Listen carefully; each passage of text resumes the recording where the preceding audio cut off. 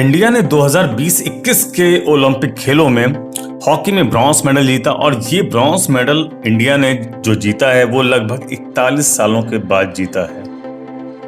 ये हम सब भारतीयों के लिए बड़ी गर्व की बात है। पर आपको पता होना चाहिए कि एक वक्त ऐसा था दुनिया में जब भारत का हॉकी पर वर्चस्व था और भारत ने लगभग 8 गोल्ड मेडल आज तक जीते हैं हॉकी में, और इसमें भी 1928, 1932, 1936 में लगातार उसने हॉकी के गोल्ड मेडल जीते थे और उस वक्त भारतीय टीम में थे मेजर ध्यानचंद। जी हाँ, आज ये वीडियो होने जा रहा है मेजर ध्यानचंद के बारे में। आज 29 अगस्त 2021 को भारत में राष्ट्रीय खेल दिवस, नेशनल स्पोर्ट्स डे मनाया जा रहा है। इसी पर ये वीडियो है और स्पेशली ध्यानचंद जी पर हम फोकस करेंगे कि ये जो स्पोर्ट्स डे हम लोग मनाते हैं भारत में, ये उन्हीं के नाम पर मनाया जा रहा है, उन्हीं के जन्म दिवस के अवसर पर मनाया जा रहा है। तो एक खिलाड़ी, एक व्यक्ति कितना महत्वपूर्ण हो गया जिसके जन्म दिवस को हमने राष्ट्रीय खेल दिवस की संज्ञा दी है, इस पर थोड़ा सा हम लोग फोकस करते हैं। सबसे पहले जान लीजिए कि भारत में जो नेशनल स्पोर्ट्स डे की शुरुआत है वो 29 अगस्त 2012 से हुई है।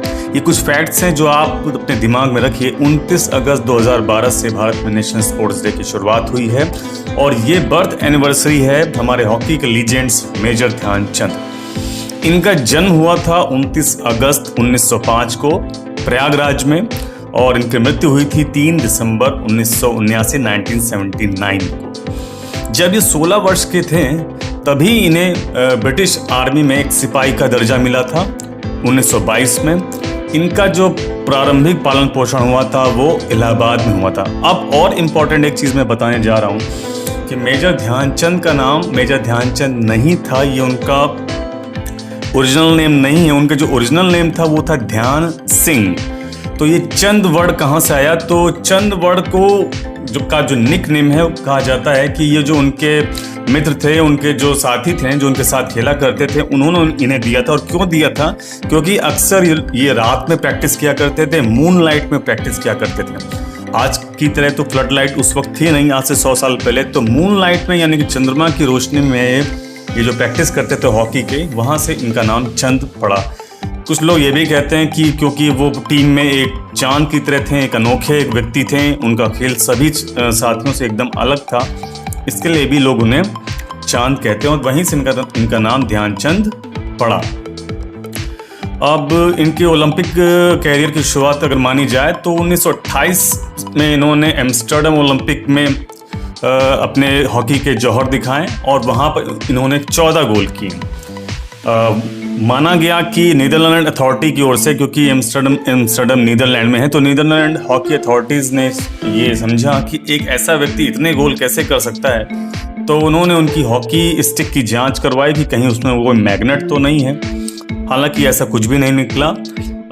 इसके बाद जो अगला ओलंपिक था 1932 में, वो हुआ था लॉस एंजलिस में।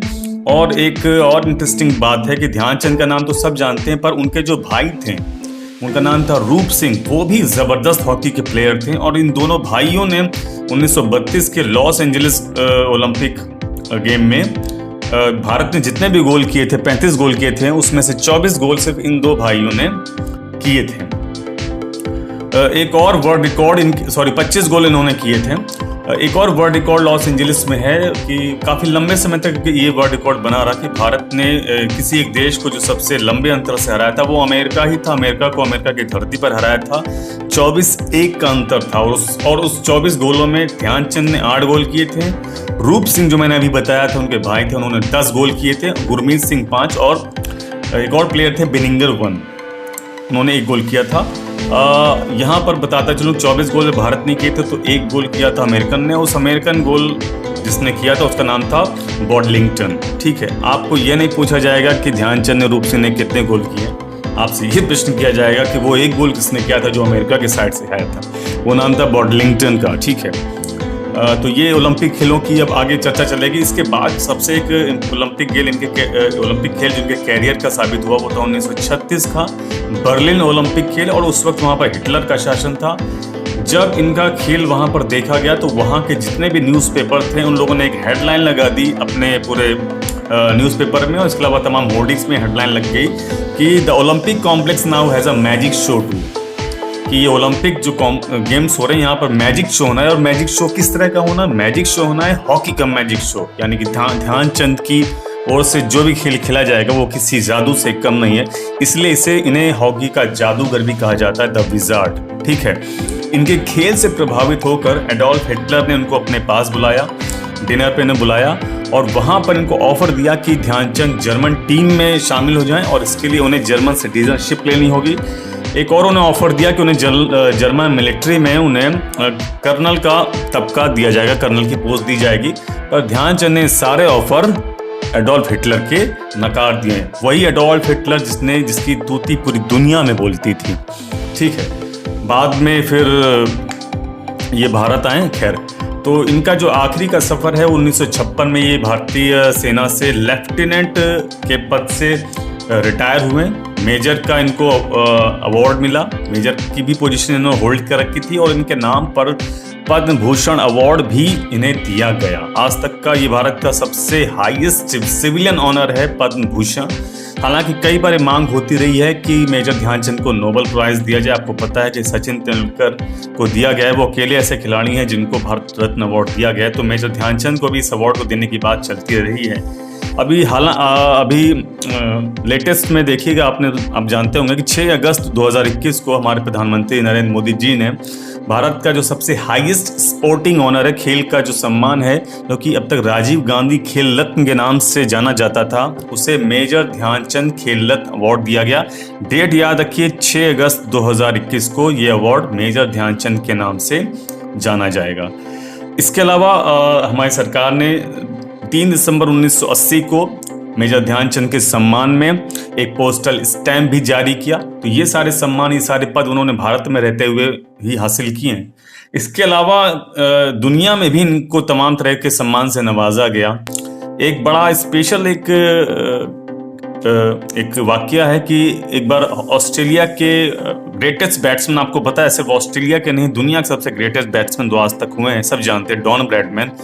ये एडिलेड में, ऑस्ट्रेलिया में 1935 में ध्यानचंद से मिले और उनका खेल दिखा।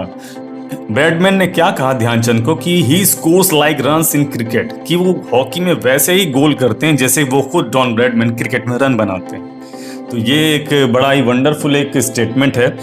इसके अलावा मेजर ध्यानचंद की एक स्टैचू है जो कि वियना, ऑस्ट्रिया की कैपिटल है वियना, वहाँ पर इंस्टॉल की गई है। और ये स्टैचू बड़ी अजीब किस्म की है। इसमें मेजर ध्यानचंद के 4 हाथ और 4 हॉकी दिखाए गए। ये इसलिए क्योंकि उनकी कंट्रोल और उनकी जो मास्टरी थी बॉल में, वो इससे जगजाहिर होती है और वो एक जादूगर की तरह नजर आते हैं। इसके अलावा तमाम स्टैचूज भारत में भी है।